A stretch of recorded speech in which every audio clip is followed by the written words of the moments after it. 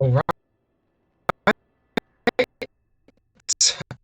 have a Wikipedia page. Unfortunately, it's on my old laptop, and so it's a little slow. In fact, I just got a page unresponsive warning. But getting up a list of national drinks. Basically, I believe I mentioned orange juice as being a high tier drink in a previous video, and I've currently had one. It's in general like the response to the amount to like me doing these videos, practicing hardcore battle infestation has been, I mean, mostly non-existent. There's been we've had, yeah, I want to please become responsive. Yeah, we've like MM12, the guy whose idea it was that I actually start this to begin with, like was posted in reply to a couple of the early ones, but yeah, like this isn't exactly that enjoyable of a thing to watch, and so yeah, it's kind of rather understandably, this is, yeah, not too many people are watching and or commenting on this. However, I have had one incredibly dedicated viewer, or at the very least, there may be more very dedicated viewers, but I have one person at the moment, Joshua Mid, who has commented on basically most of these videos. And at the start of a previous video, I mentioned, water being a good drink, and how I would class orange juice as being a very high tier drink. To which I got the question, okay, you say you like drinks, do a drink tier list. And so yeah, I've got the other laptop at the moment, and the thing is, oh yay! As I was about to say that, it loaded. So yeah, basically I'm just going to I went up, looked up list of beverages, and I found a Wikipedia page, which claims for the list of drinks, but most of those seem to be, like, the large sections of that page seem to be alcoholic, which I'm not going to have any strong opinions of, given that I don't drink, or at least by the phrase "don't drink" if you mean don't drink alcohol, which is I think what most people mean by the phrase "don't drink." But yeah, so that was kind of going to narrow down the amount I would actually be able to discuss there. And so, but then I saw this, and like I could have gone for juices, but you know what? I'm personally a very big fan of. That was awful. I'm personally a very big fan of milk. Milk isn't a juice. And so instead, what I decided, you know what? I just looked to the bottom, see also. You'd be amazed the number of other, like, drink-related, or, like, not just drink-related, because, like, okay, it makes sense you'd have, like, see also maybe pages for tea, or stuff like that, but no, it's just lists of various other things. So the one of the weirder ones on that see also was lists of lemonade topics. Lemonade topics? What? I don't know what this is, but anyway, yeah. So I've got to make sure this doesn't distract me too much from the run. Although, in fairness, like a little, like I am somewhat of the opinion that a little bit of distraction may not always be a bad thing, because a slight distraction tends to mean I'm not going to get as impatient, and I'm therefore not going to make as many stupid mistakes. In theory. It can also be that a slight distraction means that I'm a little, slightly distracted, and just mess up because of that, as we saw, literally the last round. But yeah, so yeah, I was just interested in seeing then list of national drinks, because I wasn't really aware. The page, like, I'm kind of assuming they're mostly going to be alcoholic, but the page did say national drinks fall into two fall into two categories: alcoholic and non-alcoholic. So this suggests that there should be a list of non-alcoholic national drinks. I have no idea. I was not aware of the. I don't know what England. Oh, okay. Presumably it would have to be tea, but presumably whether or not it is like technically tea. Someone must have changed the Wikipedia article to say that England's national drink is tea. Like, surely the memes must demand a sacrifice in the form of the Wikipedia page being changed. Yeah, so the only issue is I've got the page up now, but I've got to find a time to scroll through it and to actually find the particular sections on it in between rounds. Okay, speedy. Let's go. It doesn't. That's a cocktail. I mean, it's going to be interesting to see what the various national... Like, it'll be at least interesting to see what the national drinks are, even if they are alcoholic, but, like, I can't... Yeah, it's going to be very hard for me to do a tier list. Well, in fairness, I can do a tier list on out of all non-alcoholic alternatives I've had. That's still only 2... Okay, so yeah, I've had technically a 0.05, there might be an extra naught in there, percent alcohol wine, because that is in the UK the cutoff beneath which you're allowed to claim something as non-alcoholic, which honestly, that's kind of, like, in my perspective, that's not great. Like, I'm personally, like, there's no, like, deep reason why I don't drink. It's not, like, religious or anything. But, like, if someone were religious and they were like, oh yes, alcohol-free wine, and like actually believe it to be alcohol-free and it contains alcohol, and they found that out, that's like, or their god found that out, either way, that's not brilliant. that to me is, I don't know, I found that out, I was like, okay, for me this is fine. Like, I'm mostly like, I don't know, I don't have any good reason for not drinking, so like it's not like a rule that it matters if I break. But yeah, that was just, I found that very, very odd that in the UK, non-alcoholic beverages do still contain non-negligible amounts of alcohol.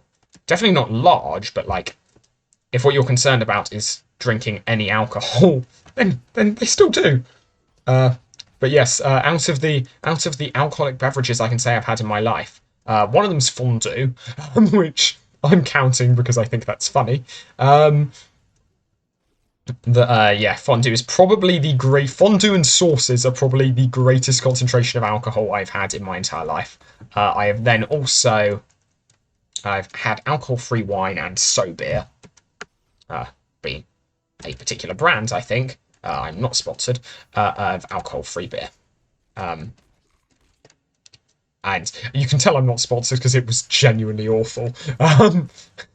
My friends, like, so I had one friend, he now drinks, but at the time he didn't drink, and he, like, powered his way through to the end of that, and I have incredible respect for him for that, because that was genuinely I can only assume that it's the alcohol that makes that desirable, because there certainly wasn't the taste, or at the very least that the lack of alcohol significantly impinged upon the taste, which is very possible. Oh yeah, we've got I don't know if you can hear that. We've got a storm coming, and it certainly seems to be on its way, judging by the wind noises I'm hearing outside my window right now. But I'm a huge fan of the wind. Discussing tier lists, I would say the wind is one of my top tier weathers. Huge fan. Don't know why they never made a wind too. Gotta be careful here. We should de-aggro most things. There we are. Heal up. Yeah. just go quickly. Don't really want to... Oops. Keep moving.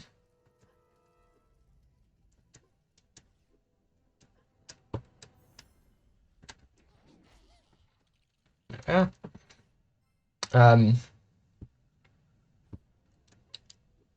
Okay, so wait a second, no, so these may contain more. The issue is this is very much not like an easy list for me to read down and check off. But what am I saying? Where are the remaining? I just want to take out the remaining strongings first. But yes, so those are the yes, I've had a alcohol-free, in inverted commas, wine and a so beer. And both of those were definitely experiences. The so beer we had at the end of a Tough Mudder, my friend made it through. I had like one sip and was like, nope, I'm a head out. The alcohol-free wine was a present from my friends for my birthday. I didn't have it on my birthday because I wasn't 100% certain if I was like, nah, 0.05% is too much. But then I was like, no, it really isn't. So I then had it at a friend's birthday later on, and we discovered that, wow, it was awful. It was... my friends were very, very, very, like, insistent that I know that this is not what actual wine tastes like. Yeah, it was interesting. But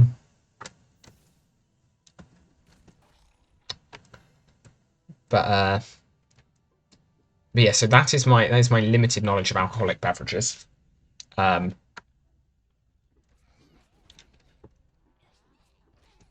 Okay, so first one.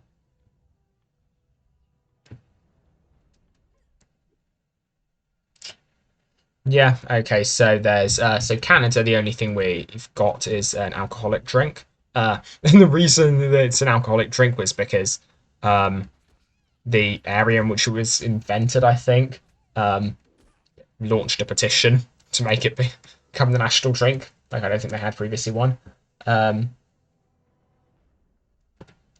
didn't realise. So this is now just becoming Ninja reading facts off Wikipedia page. Didn't realise that coffee was adopted in the US in part as like defiance to British rule. I didn't realise that. Like, that was like part of the reason, according to Wikipedia at any rate, that coffee was adopted was solely because it wasn't tea and it wasn't associated with Britain, which I find quite funny. I did not realise that at all.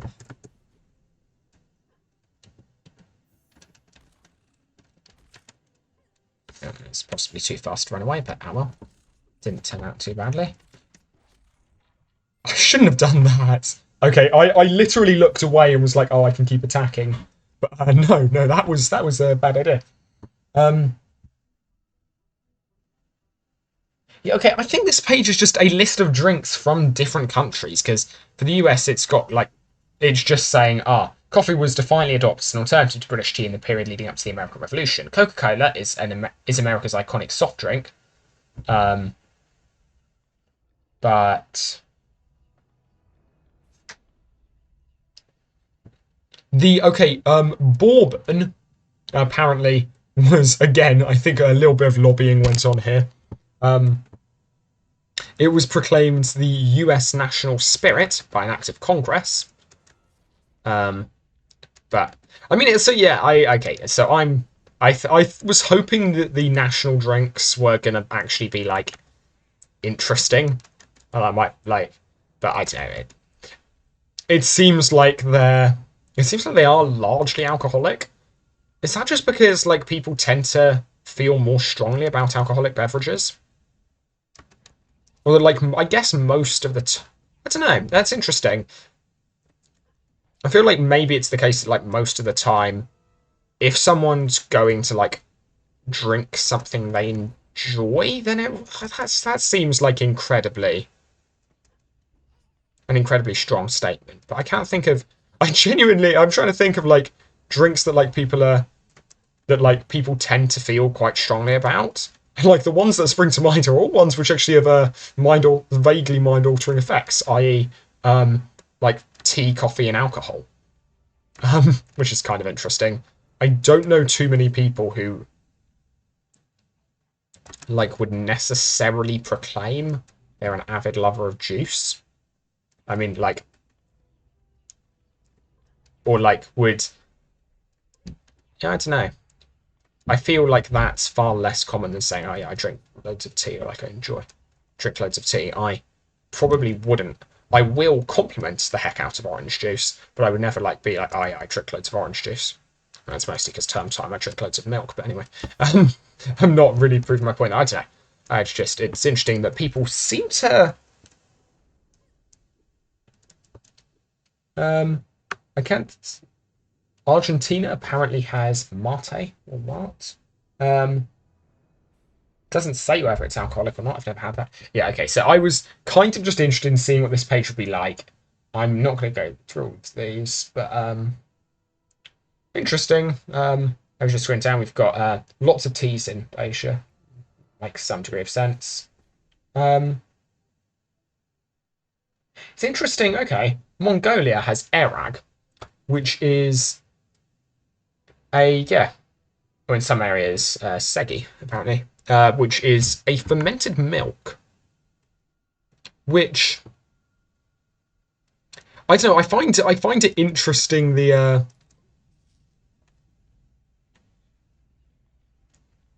Like fermented milk. That does not seem like a thing I would want to ingest. He says, being someone who loves cheese. Um, I don't know. That feels relatively interesting to me. That how like it's like the same thing with wine as well. It's like lots of these things are very much byproducts of reactions that occur when something's going off. And like if I recall, I may be recording completely incorrectly, but I feel like alcohol's actually I I feel like alcohol was something that's like it's like excreted as a byproduct of like no it's not. I remember I did know at some points where alcohol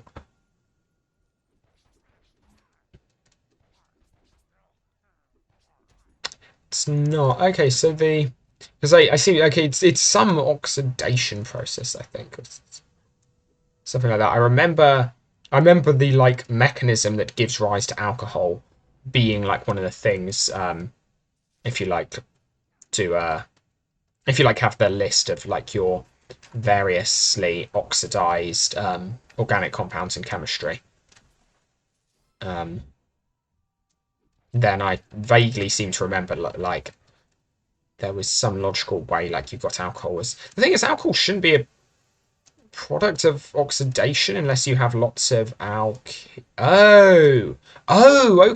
Do the alcohols and things come from then the breakdown of aromatic compounds? No, sorry, aromatic's probably not the right word there actually. Um, I'm thinking esters. Sorry, I was thinking things which have smells. And I said aromatic, but aromatic means it like contains nitrogen or like rings. It's something like that. It's been chemistry's been quite a while. Um,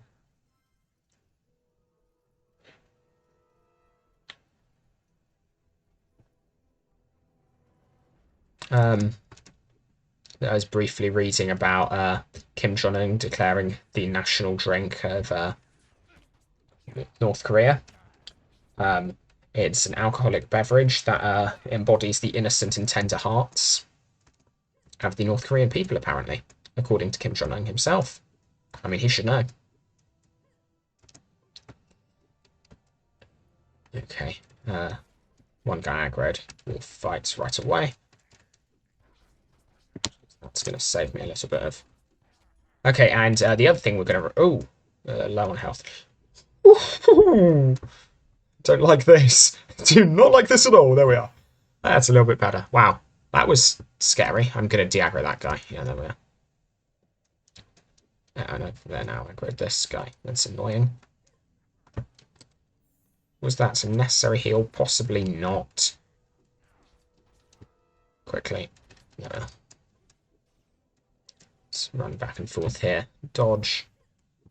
It's fine. Okay, we've got 3. As long as they don't get... I find mechs are a lot harder to deal with once they get clumped up. So I don't really want that to happen if I can avoid it. The main reason being that, like, one of them will kick you back, and whilst the other will keep shooting you, which I find quite annoying to deal with. And we've got the other mech aggroed now. Right, seeing a little bit of lag. Let's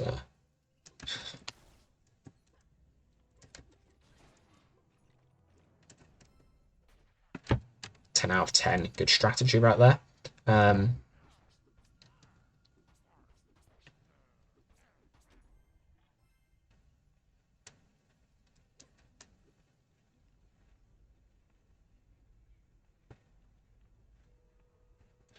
I'm just now reading about the production of Mongolian fermented milk now. There's... Yeah, there's a whole... Where's the air? Yeah, you can see I'm looking away. Which I shouldn't be, because I did die. I died to 2 pirates yesterday, which was honestly the, like, worst death I think I've had yet on any of these. Like, that was terrible. Like, Stromlings, at least, like, getting swarmed by kind of makes sense. This was a single pirate. I was just like, no, there is no valid reason for me to die to that.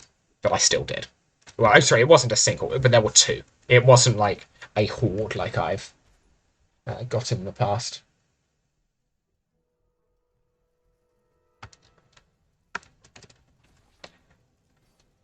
Would it be really good? I guess I could actually do this.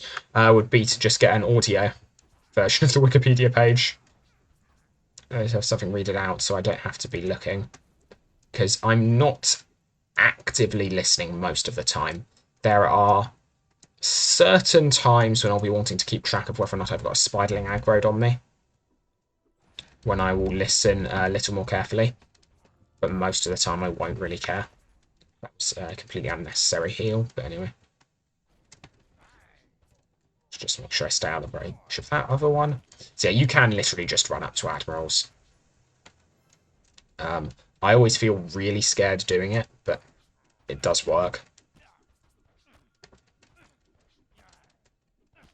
And now we run.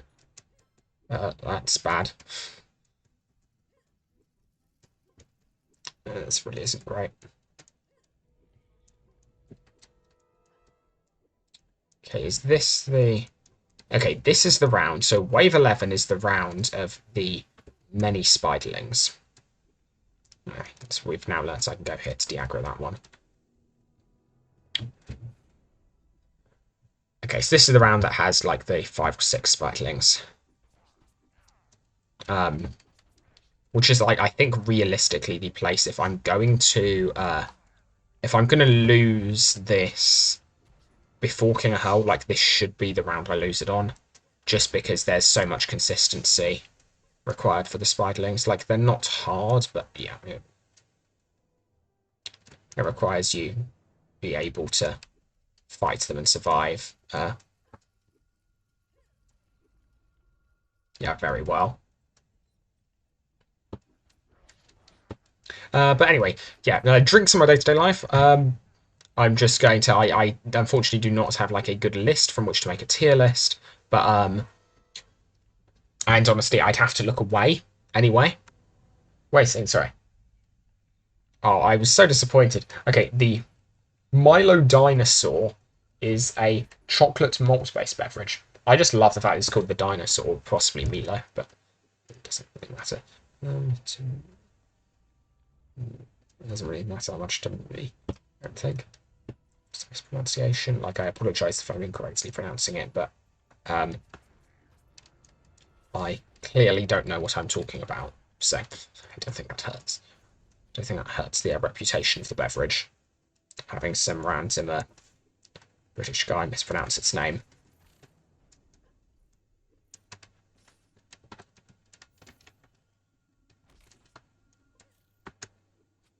Wow. Wow, that was not good. I did say that would be the route it would end on. If it ended before King of Hurl, I was really hoping it would reach King of Hurl, but you know.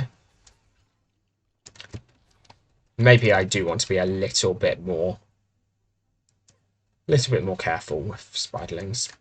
Especially if I'm doing this like whilst looking at Wikipedia page, whilst reading stuff out, and like slightly focusing elsewhere.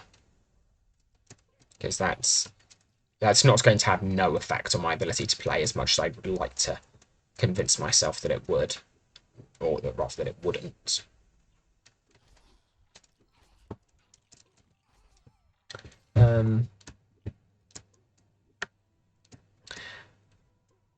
Yeah, yeah, drinks I regularly have. I mean, it's day-to-day life, largely water kind of a guy. I am known by my friends for drinking large amounts of milk and just in general. In general, huge fan of dairy products. Dairy products are a good vibe. I ingest a lot of cheese and a lot of milk. One day I will, I'm sure, induce lactose intolerance in myself, but until then, yeah, cheese is an incredible vibe. Yeah, big fan of orange juice. I varied on juices I liked and enjoyed as a kid. As a kid for years and years, I really loved apple juice, and then at some point I was like, actually, you know what? You know, apple juice not actually as much of where it's at as I thought. I always thought I was an apple juice kind of guy. Turns out I like the sourness of orange juice more. In general, I'm a big fan of sour things. I had a friend come over before I left to go back. Actually, I didn't go back home last summer. I was working, but before like everyone else had left. So around the end of the like shortly after the end of term last year, and yeah, she was like, oh, I want to bring Calvin something. What am I going to bring him? And she ordered some. I don't know if you guys have had toxic waste. As kids loved them. And she didn't manage to find those, but managed to find like a derivative product by like the same company. Because apparently, I think it was something along the lines of, oh yeah, toxic waste are illegal now for whatever reason. Well, for the reason probably they are. I'm sure they do technically, if you have enough of them, actually induce chemical burns, like your tongue, because I do remember as a kid we had our class French trip, and I never really used to never had pocket money, anything like that, so I never really used to be like one to go out and spend money, and like the sole counter examples to that would be class trips where I'd have like £5 or something to go and get stuff. And I remember whilst I was in the US, whilst I was in France, I went and happened to see some toxic waste in a store and was like, oh, I'm gonna have the best bus trip back ever, and ate so many of them. So for those who don't know, they're just like really sour candy, but I ate so many of them on the bus trip back that they stopped tasting sour. Like I'd like actually genuinely damaged the parts of my tongue that were detecting sourness. And yeah, it was like it's just like very similar feeling to having burnt your tongue and something hot, but it was entirely due to having too many toxic waste. So I suspect that may be the reason they were slightly hard to find. It's that some kids such as myself had way too many of them, and they realised, wait a second, these are actually like sourness comes from acidity, and it turns out that ingesting tons of acid or tons of stuff that's I don't know. I don't know how acidic it actually is. Like, what I suspect is that you do have something that's somewhat acidic to produce the taste, but you actually have, like... I get the feeling you probably have other stuff that's there more for the sake of enhancing the, But, like, yeah, it's fairly sour, but then rather than having stuff that makes it more sour, you instead just have stuff that just enhances the taste in magnitude. Because, I mean, that seems like... That would seem to be a reasonable way of making something very sour. It's make something that's sour, and then make something that's strong. And it seems like that would be a thing, because presumably the thing that's actually, like, the mechanism behind taste is diffusion processes at the surface of the tongue. Well, diffusion processes, some reactions, stuff like that, and presumably if you could catalyze those, then you would be... Yeah, if you catalyze those, you would increase the strength of sensation, I would assume.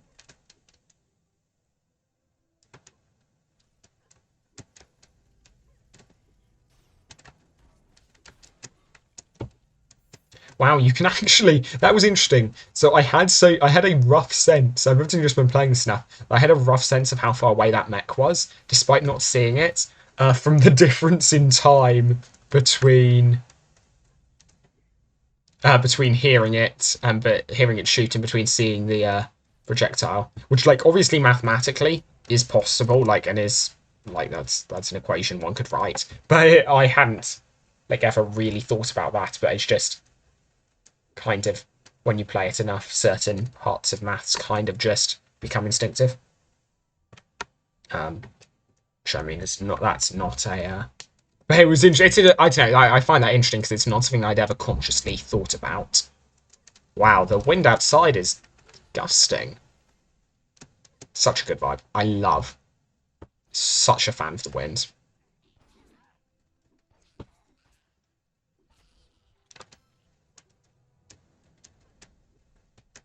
But yeah, the thing is, can't really... Okay, this actually kind of fits fairly nicely. So one thing that I think there are arguments that, I think I've heard it argued, I don't know if it's true or not, but I believe I've heard it argued that, that carbonation can, like, increase the amount you taste something. Oh, okay. It's fine. Trigger the cycle. I wasn't... Oh, I used the cherry early, but...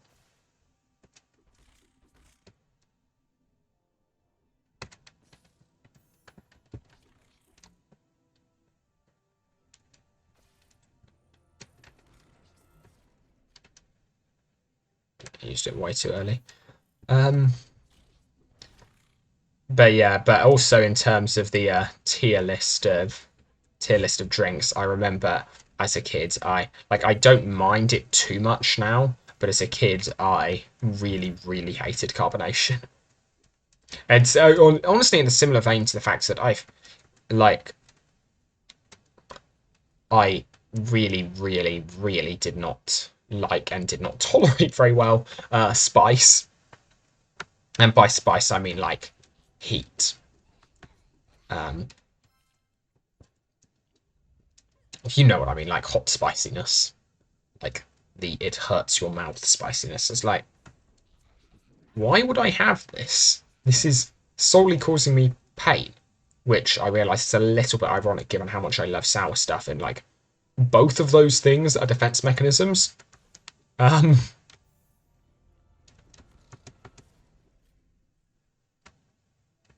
Like, both the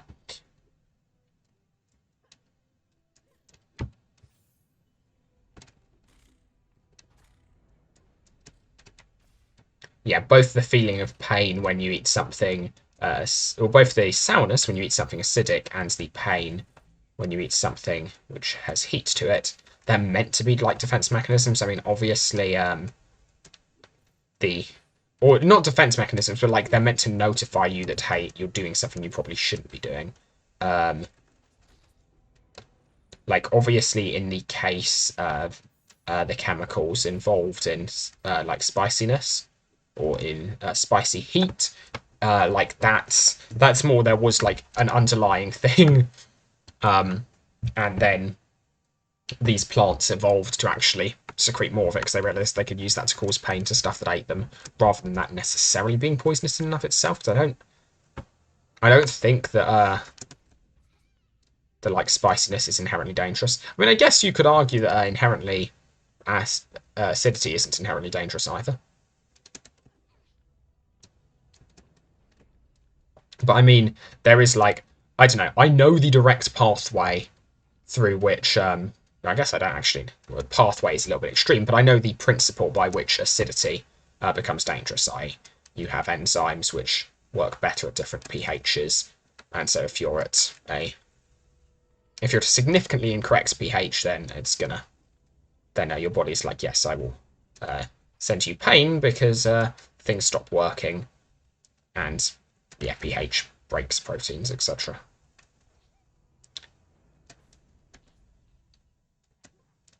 I'm guessing that's just because like lots of proteins and stuff are like held together by I mean, I guess the whole enzyme denaturing thing. I guess the reason why enzymes work differently in different. Well, when I was saying enzymes work differently in like that same mechanism, I mean I think that's more a subset of the proteins, because like it's the same reason that enzymes work with different efficiencies in different parts of the body, or like in different pHs, is directly related to the same reason why if I stick my hand in a vat of certain acids, it will be eaten away. It's the I guess that's not technically the same. It being eaten away isn't. Like I guess damage to cell walls when you have like addition, because the thing is, when you've got an acid, you've got a lot of free charge floating around.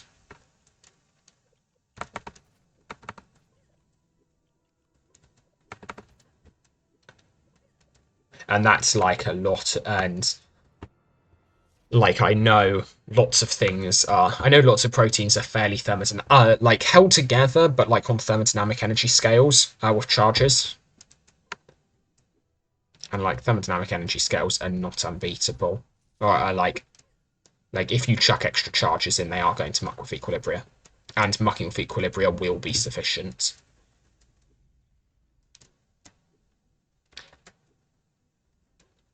That's something I found quite interesting. So I'm have done quite a lot of work in linear optics as a field.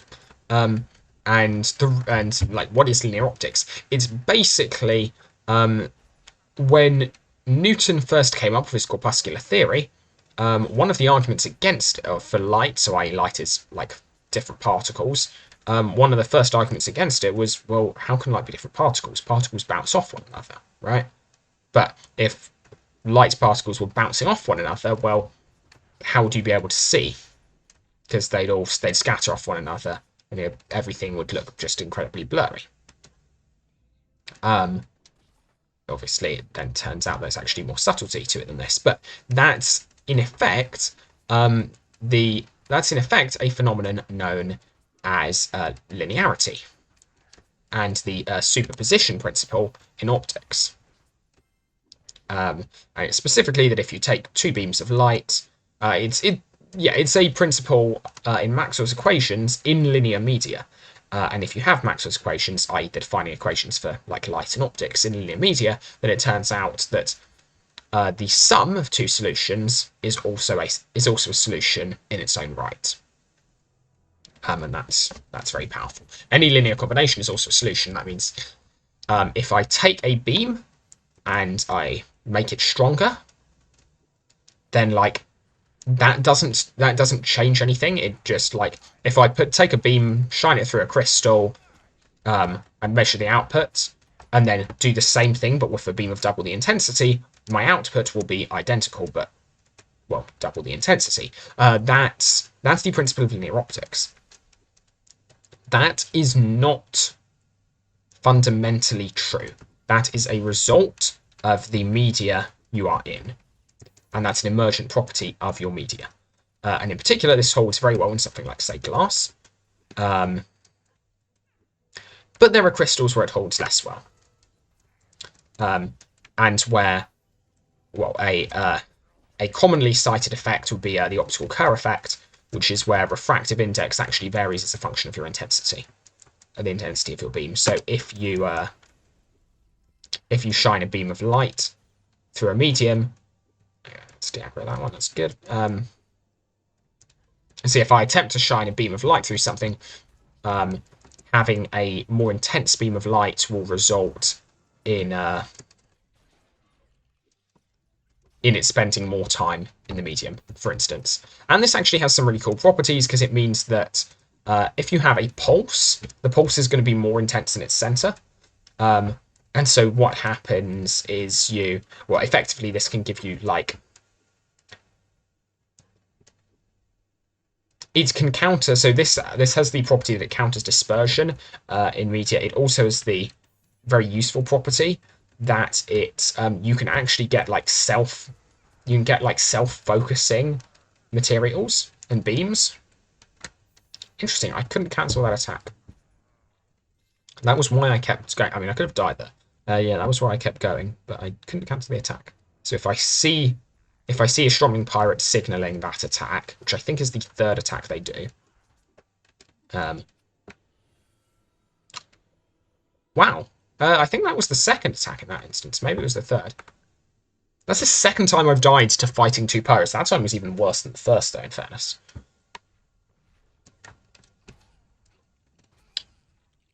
It's interesting, yeah. I guess it's just a case of I need to be more careful aggroing only one at a time, I guess. But yeah, so you've got your notion, you've got this notion of linear media and non-linear media, and the thing is that typically, like in day-to-day life, so I was interested for years and have done quite a bit of work on holograms, and one of the huge difficulties of this is that if I want to like make it like look like there is a single point of light floating in space from like all directions, well, there are some really, really, really strong limitations to how well I can actually manage to do that, how well it is physically possible to manage to do that. Speaking of which, I actually know a lot more of the maths now. I could go back and do this, and I could actually, yeah, I should actually take a look back at the maths for holography at some point, for precisely what this limitation is. But yeah, in short, it becomes quite difficult to make a point which is viewable in space from all angles. Imagine it like imagine it like maybe an ATM machine. I know that's tautologist ATM machine, but yeah, imagine it like an ATM Mm-hmm. where I mean I don't know how it is for people in different countries, but I know. And honestly, it's not even consistent in the UK. But certain ATMs, or like even business computers, where you can't view them from certain angles, well, there's an inherent limitation almost in linear optics to how, basically, as long as you're only controlling light, you have to be controlling that light from like a certain plane, and as long as that plane is finite, you can make a point which appears like it's just floating in midair. That's easy. That's called a lens, actually. And like that's very, very possible. What becomes a lot more difficult, I mean, that in and of itself, it's actually quite hard to that's hard to make to begin with. But if you actually want to make a proper hologram like those you see in the movies, and if you want to do it solely out of light, that is incredibly difficult, because what you have to do is you need to somehow make effectively a point source of light float in the air. But you've got to do that, if you want to do it like in movies, you've got to do that without affecting the air in any way, shape, or form. So basically, you've got to make a source of light that emits ideally relatively evenly in all directions, and you've got to make that entirely out of light itself. But how can you do that? Because we know that there isn't, to begin with, a point source of light there, and we know that light obeys the superposition principle. So let's say that I'm gonna take two beams and I'm gonna cross them, and where they intersect, I'm gonna get like a bright point of light that you can see from all directions. Well, that's obviously not the case. That's obviously not possible. And how do we know it's not possible? Well, it's the superposition principle. Does either beam on its own have a point of light that shines in all directions? No. So when I add the two up, well, the result also won't. It's not so a point of light shining in all directions isn't something you can create just by adding two beams together. You'd need to, because a point of light shining in all directions is, well, a set of beams also shining in all directions. And so you need to have all the beams, have like a ton of beams all shining at that point. And so, yeah, linear optics is quite limited in that way. The issue is that nonlinear optics, well, the reason we're able to see is that linear optics is the natural regime for for optics in day-to-day life. Like, optics in day-to-day life is just pretty much linear. And like, you can do better, but you can only do better if you go to really high intensities. And the issue is that, well, it's quite hard to get very high intensity light. It's quite hard to get light that has a really, really high power output.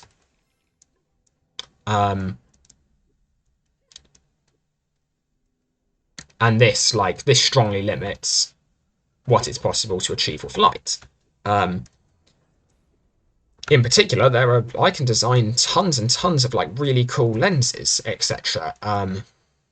But there are like fundamental limitations to what I can and cannot achieve with them, which all arise due to the fact that, well, everything has to obey this superposition principle.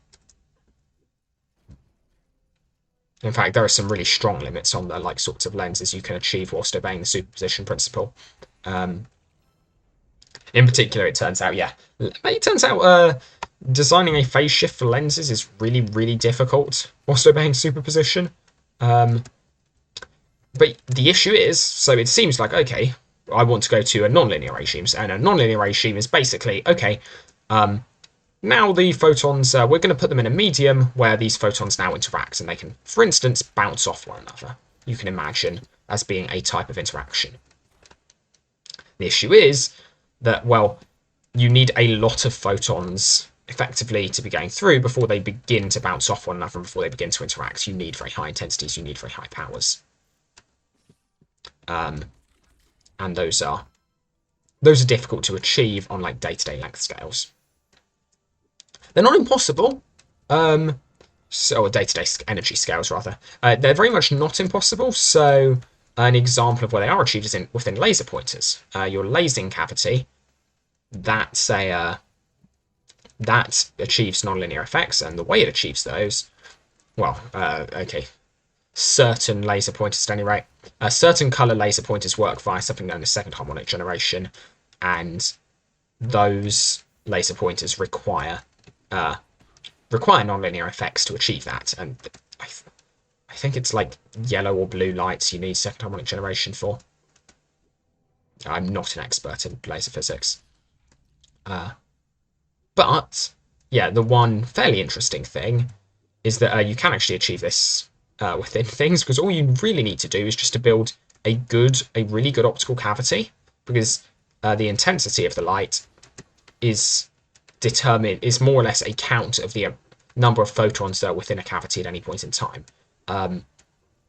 If you just ensure that the light's like trapped there for ages and bounces back and forth for ages, and if you've got some like constant power production, that means that for the light that's leaving, it's going to spend many, many more time. There's going to be, like, if you have a certain intensity leaving, the intensity within the cavity is going to be, like, orders of magnitude higher.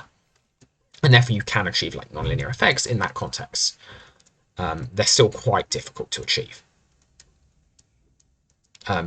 Anyway, I was mentioning all this because I think it came from the thoughts about proteins, and in particular, one thing I think is really interesting is it's like something that's kind of coming more and more to the fore. It's like different scales of energy. And there's a really, really interesting thing, which is that an individual photon is like. So I was the other night. I was before I went to bed. I was kind of thinking, okay, thermodynamics I do genuinely find really interesting. I also find optics really interesting. So that may be a way of like looking into both of those. And I was looking at, okay, or is there a way of interacting with things on a thermodynamic scale using optics? So, for instance, how easy would it be to make an intensity-dependent phase transition due to light, or like, but a one which doesn't require like stupidly high intensities? Like, would that be an easy route to some sort of nonlinearity? Wow, how am I alive? Yeah, could you get a somewhat easy nonlinearity out of that? I don't know. And yeah, I am in a weird loop. And so I was looking at scales of energy, and for instance, room temperature. You can find with room temperature like an associated energy scale, which basically says, okay, things will tend. Temperature is like energetic fluctuations in things, roughly speaking, and the scale of energetic fluctuations ends up being there's like a formula you can write for it. It's the Boltzmann constant multiplied by the temperature, and when you do that, you find that the energetic fluctuations are on the order of, I think it's 25 millielectron volts, which is interesting because what this means is that the energy scale you're talking, that's on the order of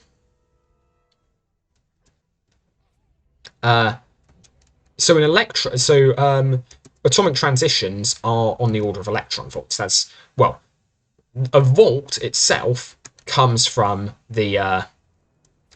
transitions in atoms, and therefore, like, that's how we define it. It comes from voltage comes as a concept from electrons moving around in atoms. So it makes sense that electronic transitions in atoms, like, they would have energy roughly given by the charge on an electron times the voltage, because voltage is just energy per charge. And so electron volts are normally like a really convenient way of measuring charge within atoms, and in particular, so like the easiest possible example is ionization energy for hydrogen is like 13.6 electron volts. So that's a nice number, whereas in joules, 13.6 electron volts is going to be 13.6. What's 13 times 16? I'm going to say it's roughly 15 times 15, so on the order of like 200. So you'd be talking, what, 15 times 16? Maybe like 2 times 10 to the minus 18 joules, something like that. Is that 2 times 10? Yeah, 2 times 10 to the minus 18 joules. So really, really not a lot. To put that into a little bit of perspective, like how small that is, it takes 4 joules of energy, 4.1 something joules of energy to raise 1 gram of water by 1 degree centigrade. Celsius. Why did I say centigrade? 1 degree Celsius or 1 Kelvin. So like this would raise, if you put this amount of energy into water, it would raise its temperature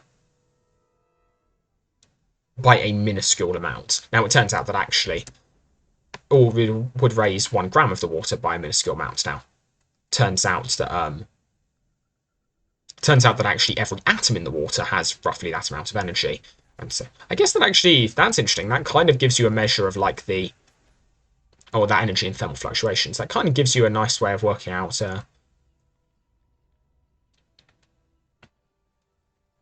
That's actually kind of interesting. Sorry, but yes, I'm just thinking about the link between the definition of the calorie and the Dulong-Petit law for roughly speaking the heat capacity of a substance.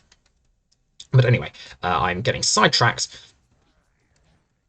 More or less, the interesting thing is that it turns out that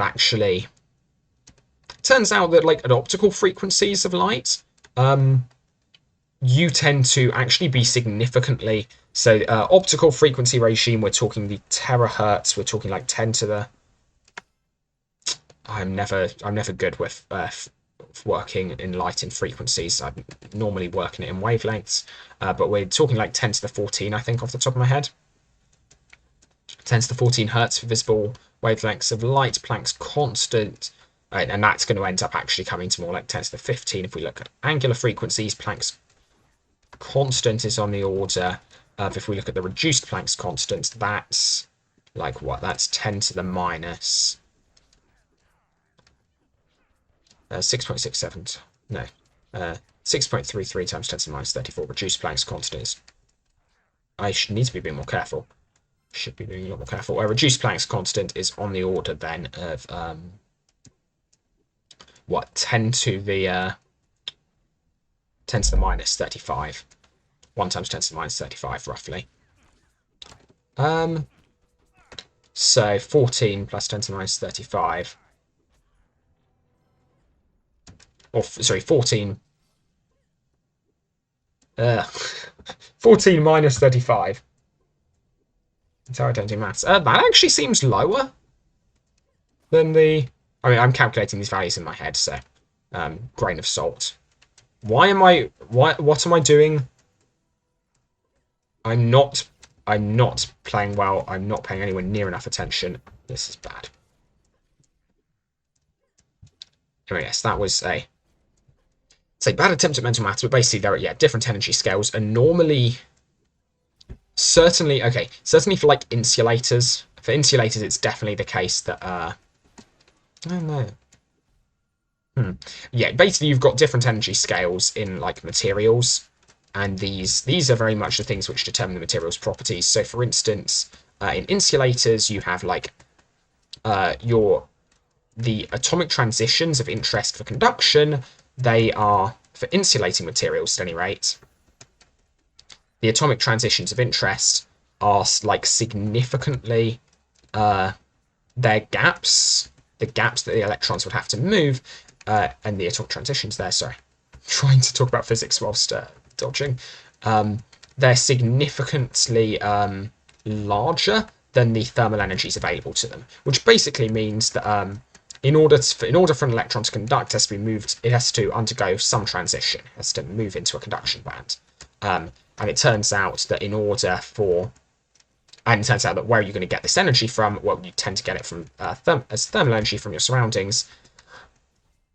The order of the thermal energy on your surroundings is on the order of milli-electron volts, which means that typically you don't have enough energy to achieve this. What I was finding quite interesting is that if you want to muck around with thermal energies... Oh, sorry, no, my maths did roughly check out. They're actually fairly similar, I think. The optical wavelengths and thermal, or optical frequencies and thermal energies, but sorry, I forgot the fact that we were in milli-electron volts, which introduces other factors. Sorry, I was confusing. The value I calculated earlier was 1 electron volt rather than 25 milli-electron volts, which is like significantly different in terms of energy scales, which is why I was getting very confused there.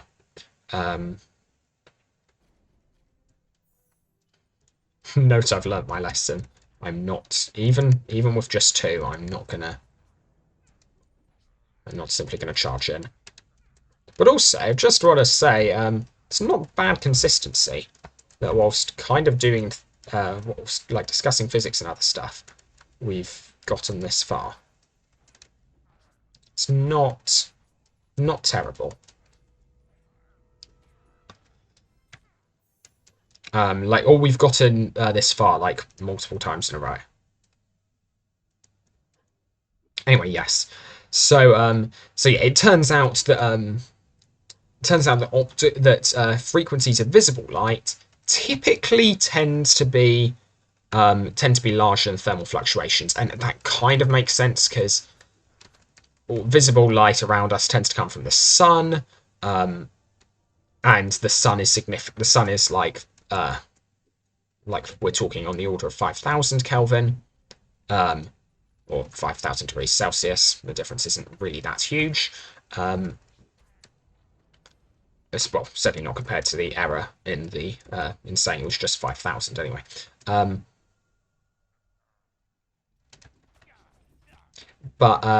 Yeah, so it therefore, it's annoying. I've got to play this a little bit carefully. But yeah, so it therefore makes a lot of sense that like we get significant amount of optical frequencies from the sun. Therefore, it makes a lot of sense that that thermal energies in the sun should be significantly the thermal energies we see should be like orders of magnitude less than those we'd find in our day-to-day lives, because the thermal energies we see come from the sun. Anyway, the reason I was mentioning this was I found I was kind of really interested because today I was in a lecture and he was discussing like the like order of magnitude of certain. It was discussing like the fact that thermal energy is normally significantly less than optical energy in our day-to-day lives. And that was interesting because the night before I'd just done some maths on it was like rough mental maths, but like it was order of magnitude calculations, but it would have been, it was about right. Oh no, lag not good.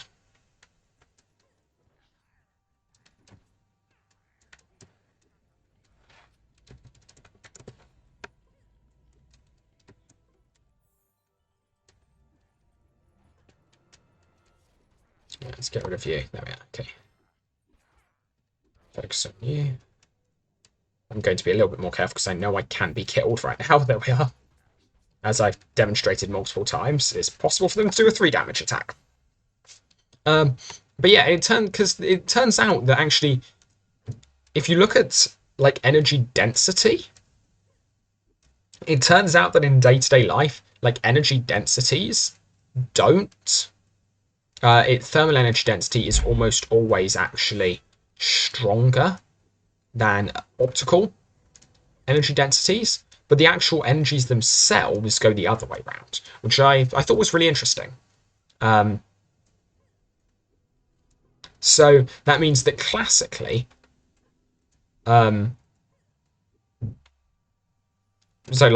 classically you deal with energy densities. Classically there's no such thing as a photon, so it doesn't make sense to talk about the energy of like a light particle. You can only talk about the energy density of a wave.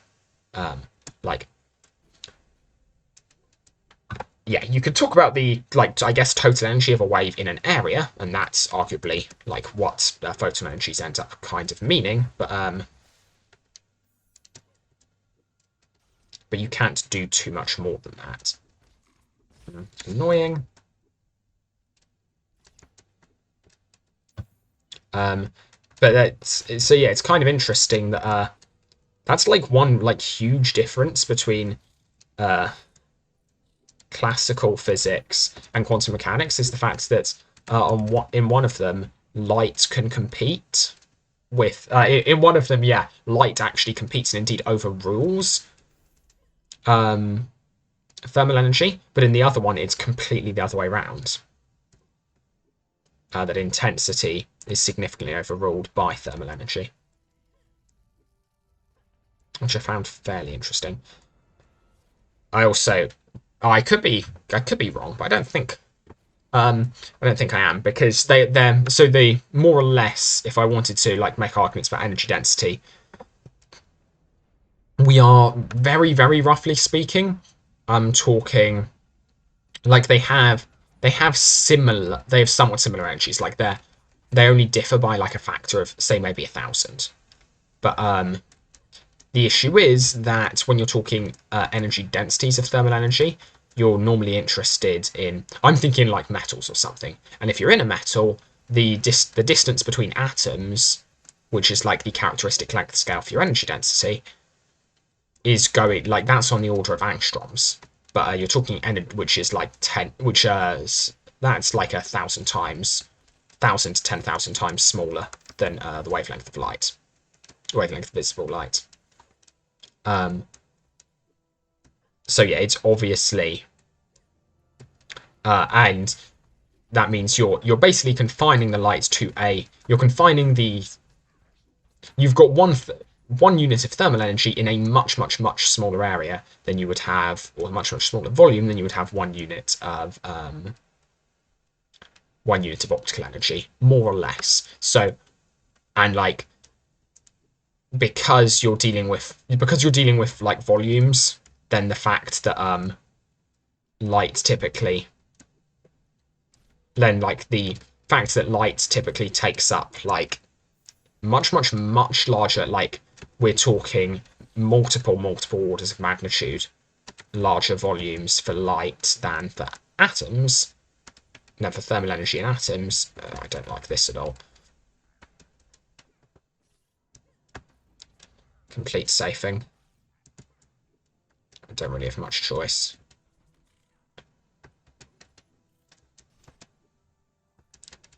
This is really bad. No, I'm not even gonna try. It's a little bit annoying that I wasted progress on the oh, I'm glad I actually took a look at my healing cherry state.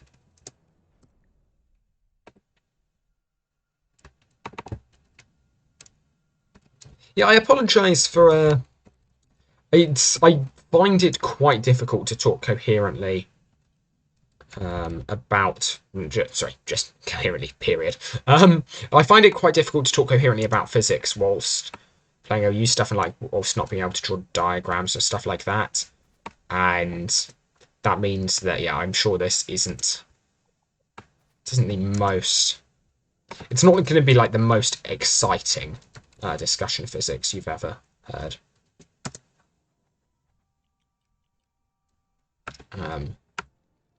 That's just because I'm never really giving it my full attention.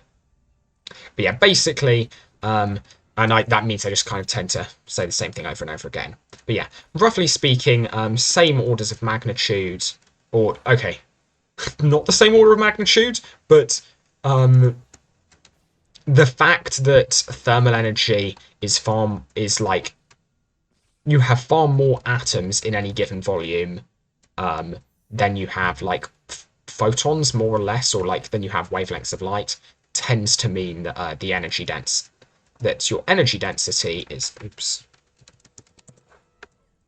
that yeah, whilst on the scale of individual photons and individual atoms, optical energy outweighs thermal energy. It's the precise opposite when you consider energy densities, basically. Just because there are so many more atoms than there is like space for photons. What is going on?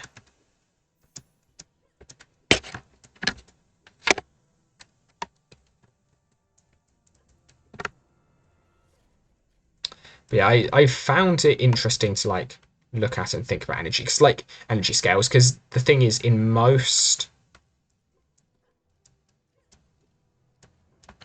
like day-to-day life systems, you have like 3 competing energy scales, or like, sorry, if I'm talking the stuff I can engineer into a material, there are like 3 competing energy scales. There's the optical energy scale, there's the thermal energy scale, and there's the electronic energy scale.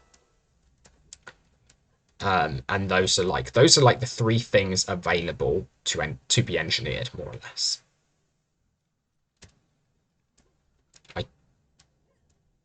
Because, like to know, length scales and energy scales are very important in physics. So, for instance, like there are other energy scales, but they're never things that I'd have access to.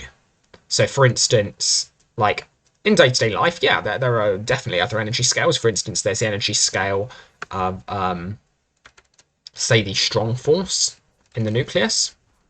That's like a huge energy scale. The energy density there is incredible, but it's not something it's also just not something I can access. Like you need very high energies to get there to begin with. Once you're there, it's fine, but And that's, I think, more or less what I've just described as a nuclear bomb. Um, you once you get enough energy in the first place to access nuclear energy scales, then you can get a lot of energy out very, very quickly. But for me in day-to-day life, trying to make devices that like operate on reasonable scales, it's a lot harder. Like you can't access those, and so those are like really the scales you have. Like I've spent a lot of time like looking at optical energy scales.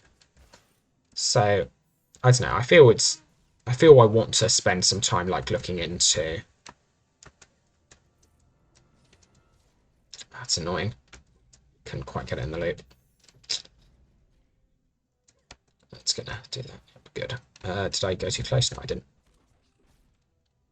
Ah, but I did go too far.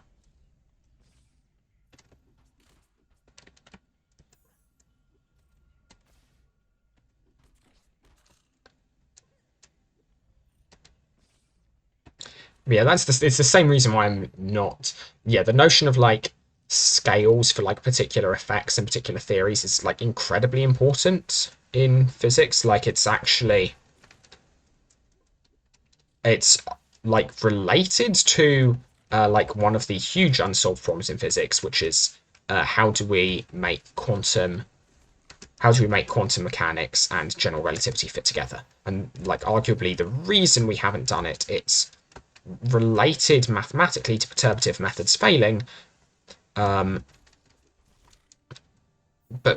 no, I don't think I can. I don't think I can explain that in terms of scales incredibly easily.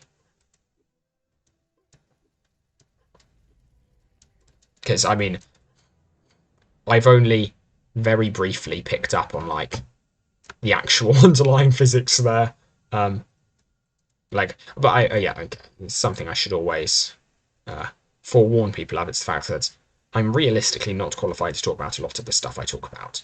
Um, I I understand and work with physics in a lot of like my understanding and the way I approach physical problems is always, and it's quite different from a lot of my friends. It's always qualitative first, and I will come up with links between like links which may or may not have any grounding and are in actual physical reality, and I will build on them for like quite a long time before I actually get that grounding. And so yeah, it's just worth a little bit of a disclaimer that I will speculate a lot more. I speculate a lot when I'm doing physics.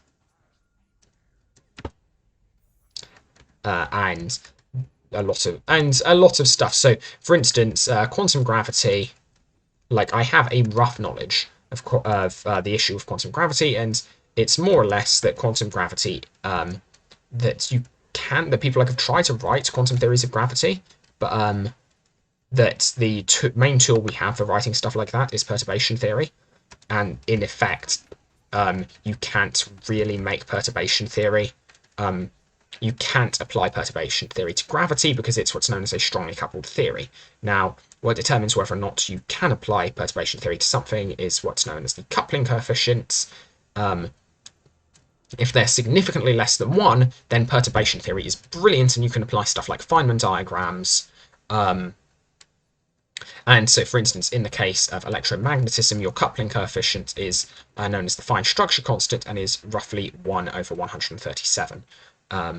If you say 1 over 137, it's amazing how many how many physicists will, like, that seems like such an obscure and random number, but, like, physicists will respond to that. Most will be aware of it, even if they've never worked with it. Because, like, I've never worked with it, but that's a number that I just know off the top of my head. Okay, where do we want to go? Do we have anything around here? No, okay, let's take out this guy.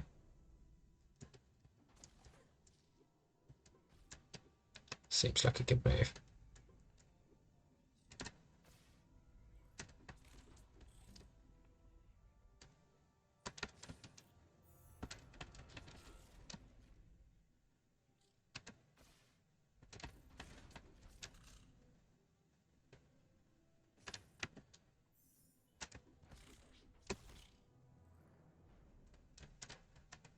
was too efficient on that round. That's fine. Because we got back in the cycle very quickly. Might as well pick these up whilst I'm here. How many do we have? 2 to go? Yeah. Okay. I forget what next round is. But I mean, realistically, I know that I have, in the past, like, one-shot many of these rounds. So, whoa! Where are you going?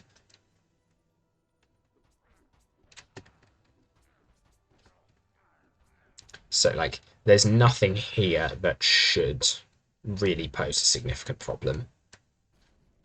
It's going to be time-consuming, and at some point I need to go eat, but won't be too bad. But yeah, and so in some sense, yeah, so in some sense, very, very roughly speaking, how do I describe perturbation theory and Feynman diagrams and coupling coefficients without drawing any diagrams? How do I come up with like a purely intuitive explanation for these? So okay, let's say I give you the following problem. You're going to do the impossible. You're going to do what engineers and physicists have for years been memed for failing to do. You're going to consider throwing projectile motion, but including air resistance. Now, you sit down, you realise, wait a second, we can write an equation that describes this. We know a formula for air resistance. We know the strength of air resistance as a function of velocity. Okay, but we know that air resistance is a force, and that forces will like induce a rate of change in velocity. So wait a second, we can actually we can write an equation for this that basically says, okay, our force tells us how the velocity is going to change. So let's look a little bit further forward in time. And okay, we've now got a new velocity, but that's fine. That new velocity will give us a new force, and from that new force we can work out, we can like go a little bit further forward in time. We can take small time steps. A way of doing this somewhat more formally is calculus, and basically you can write something which is known as a Taylor series, which basically says, okay, assume more or less it is a why did I heal there? More or less, it's a way of writing a formula, which will do like effectively the same procedure I described a moment ago. So the procedure I described was roughly work something out, like take a step forward at your velocity, calculate your velocity again, take a step forward at your velocity, calculate your new velocity, etc. And you're using the forces to do that. But what if you instead wanted to actually go for this from a little bit more of a purely mathematical route? What if instead you wanted to say, okay, I'm going to do this, but I'm going to take like infinitely small steps away. And obviously there's then like, oh, but you need to take an infinite number of them. Turns out that actually you can get reasonably good approximations for like nearby. As long as you don't have to go too far, you can basically write out a series which is like, we're going to make something that looks roughly like a polynomial, because we understand polynomials, right? We can work with those.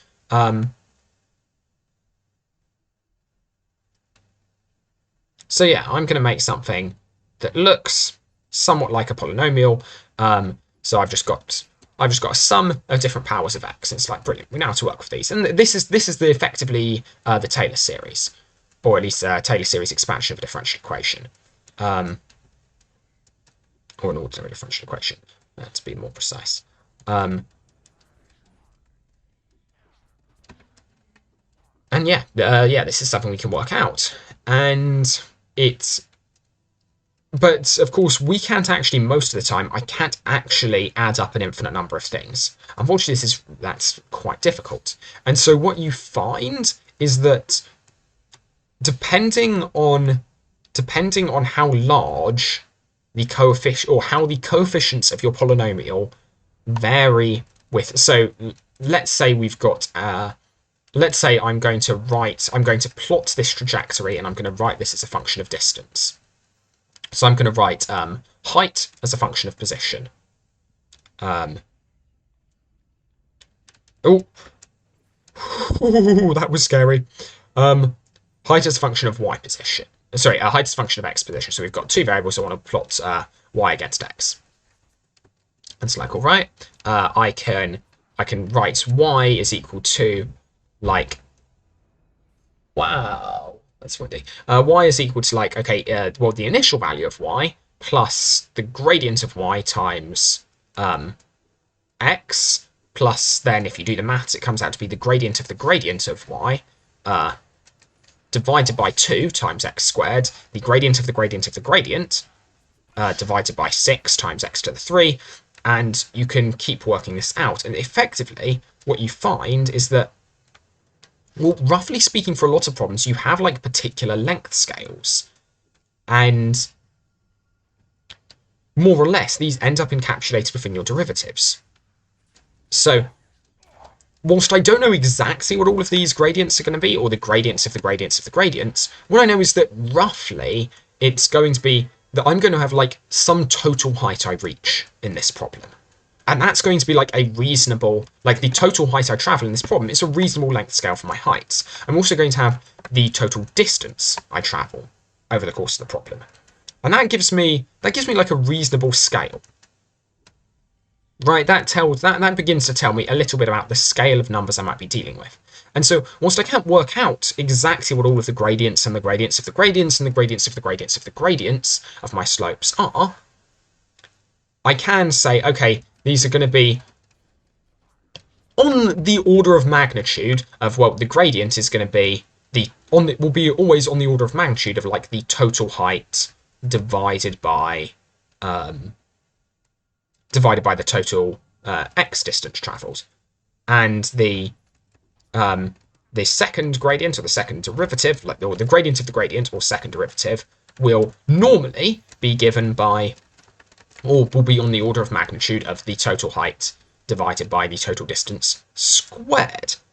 And you can then if you then were to write out the terms in the series I discussed previously, what you end up finding is that actually you end up with something quite interesting.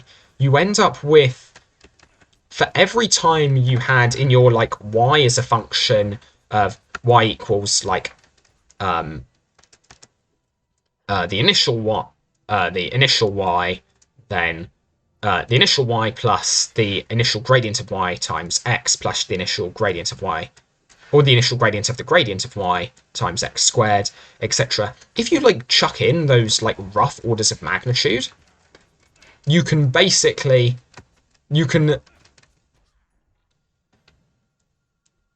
find that for every like term, every like additional term you add to the series, you end up like pulling in an additional, for every extra term in the series, you get like, oh no, that's bad. For every like time x goes to a higher and higher power, you actually divide by like the total length scale, and or divide by the total length scale an extra time, and so you end up with having something which is actually like you could also rewrite your terms in some sort of dimensionless way. And this is really interesting, because what you can then say is, okay, and that dimensionless way is going to be, I don't like this.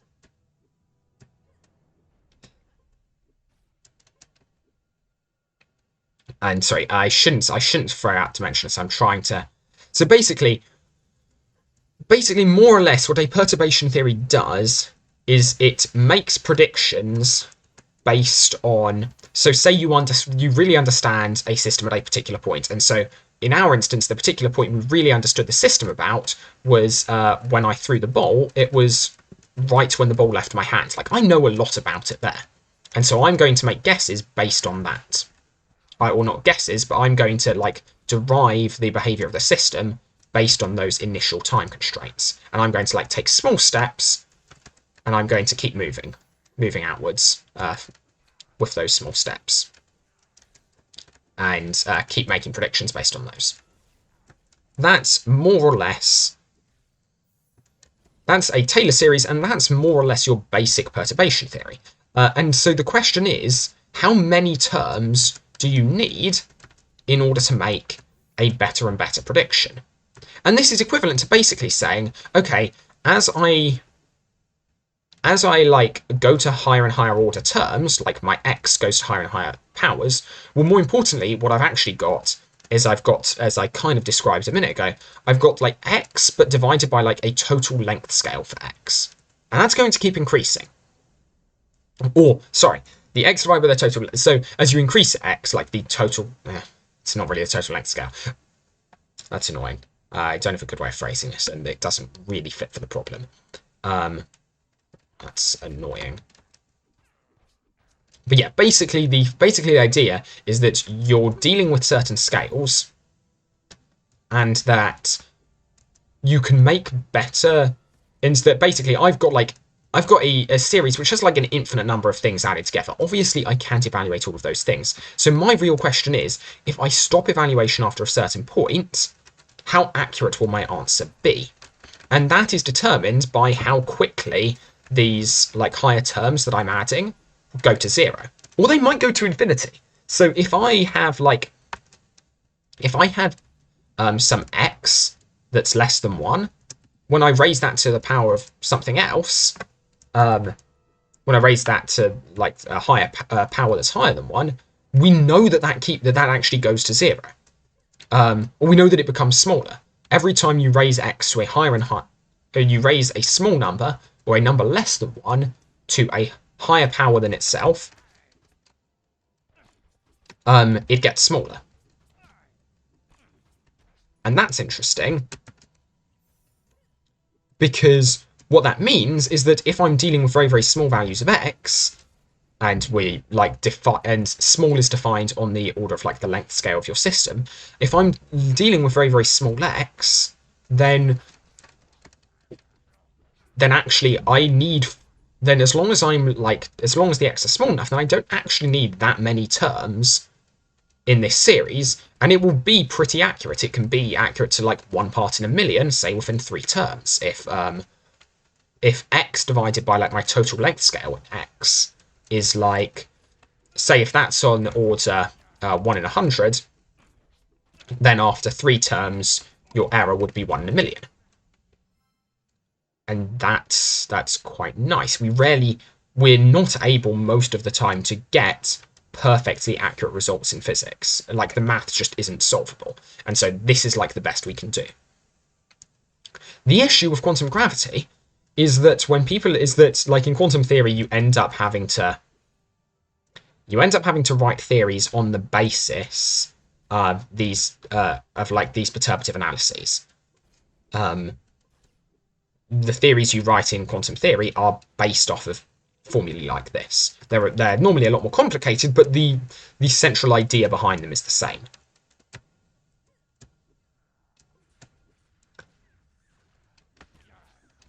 You take something that's known and you try and move a little bit away from it. The issue is, when you start dealing with quantum gravity, it's that the theory is non-perturbative, meaning basically this fails. What does it mean for this to fail? Because I thought we just said we could always do this. Well, what it means is that your error doesn't go to 0. As you add more and more terms, actually what happens is that the terms increase. The amount by which terms increase is known as coupling. In the case of quantum electrodynamics, for instance, the scale of the coupling, and like every time I go to a higher and higher order term, it's going to be roughly 1. It's going to like be smaller by roughly 1 in 137, that's quite nice. That tells us that, all right, if I go to If I go to 3 terms, my answer is going to be accurate. Like, the next term, or adding, like, tons and tons of extra terms on, won't do too much more because we're already accurate. Or, like, it won't typically exceed in magnitude. If we've already gone up to the... if we've already gone up to the third term, that's gone up to 1 divided by 137 to the power of 3. That's already 1 in a million. Later terms won't add more than that. It won't ever get any larger. Or the magnitude of those terms won't get larger. And therefore, like, you must already be to within 1 in 130 to the 3, which is closer than 1 in a million. So you're already doing a pretty good job at this point. And I'm going to finish talking about this before we go over and start the fight for obvious reasons. So yeah, you're already doing a fairly good job. And the issue is that with quantum gravity, you're coupling. So this is your fine structure constant is the coupling constant for electromagnetism, and that's good. The issue is if this coupling constant becomes larger than 1, you get what's known as a strongly coupled theory. And in strongly coupled theories, the more terms you add on, the more significant they get. And so that's the sense in which I believe, this is my understanding, at any rate, that's the sense in which quantum gravity is non-perturbative. Or that's what it means for a theory to be non-perturbative.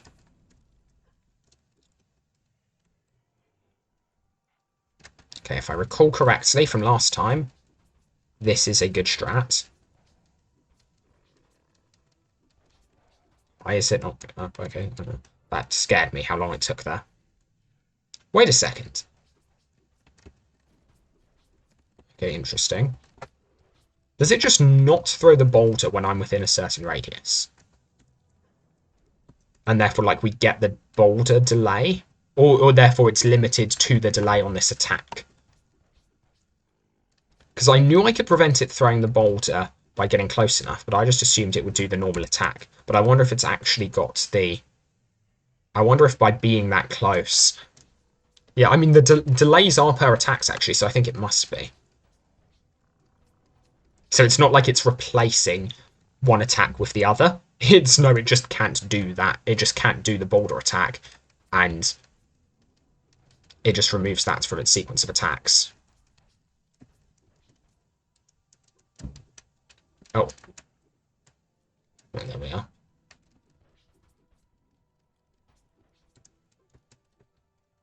That happening seems to back me up on that. But yeah, so as long as I remain close, I can actually prevent it using one of its attacks. It's not bad. Get away.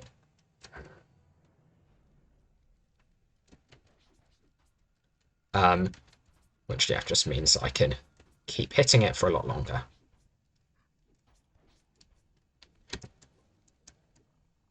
And yeah, I can keep attacking once he rears up, and I can get extra damage in, but I don't. It's not worth the risk. It's just so not worth the risk. Because this is an incredibly long fight.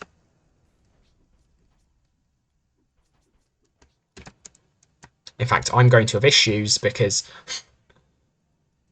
yeah, I was planning on going to dinner, and I probably will not finish this fight within the next 7 minutes.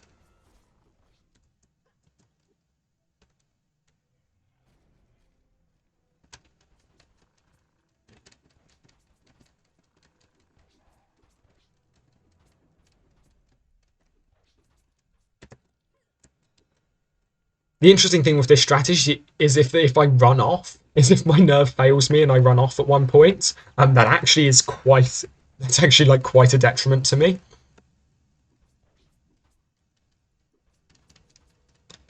Because that then causes the boulder throwing attack.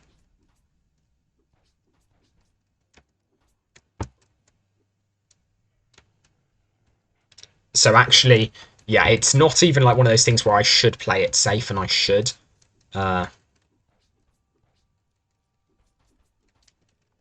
Oh no, run, run, run. Scary. And this is a really scary boss fight.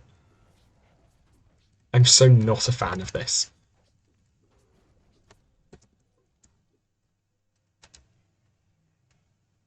I'm kind of tempted to try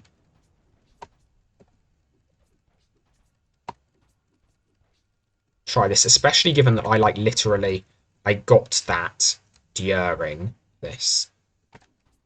Yeah, I think I'm gonna give this a go. Because there's no reason.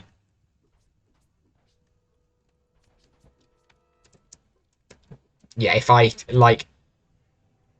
it's not like I'm using the big one or something. Where it's like a fairly late game item that I'm assuming that the character has.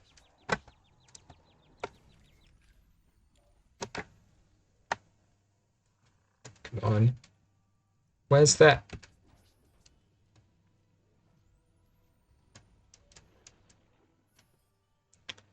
It's not helpful.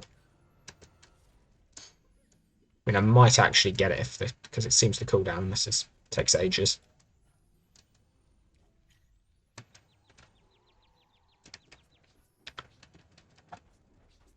Okay, I'm not gonna rely on that. Wait, did that? Yeah, okay, that was not worth it.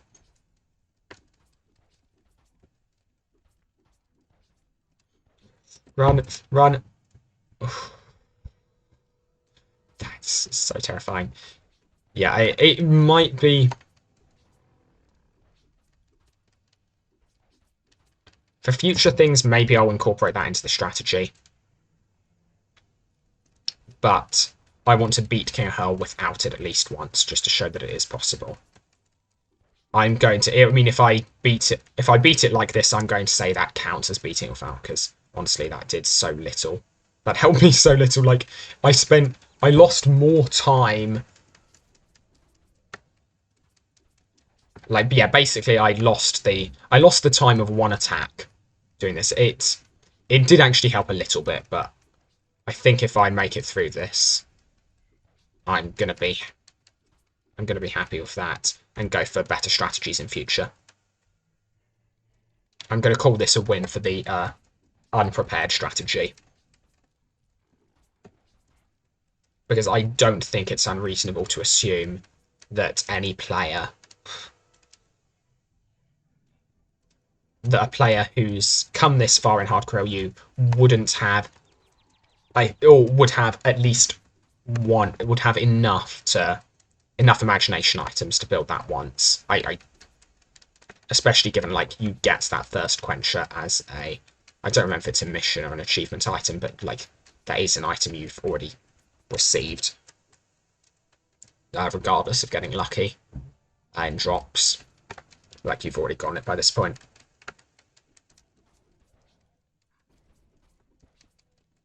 And you'd never really use it anyway.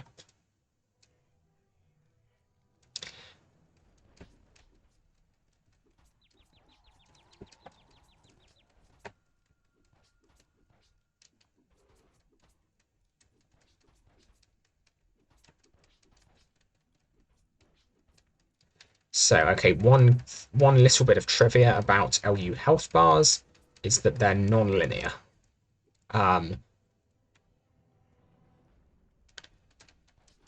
The lower the health gets, the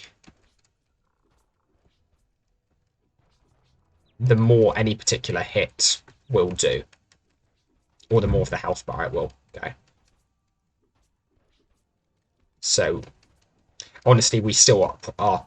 It's not an incredible scaling amount, but it is. What?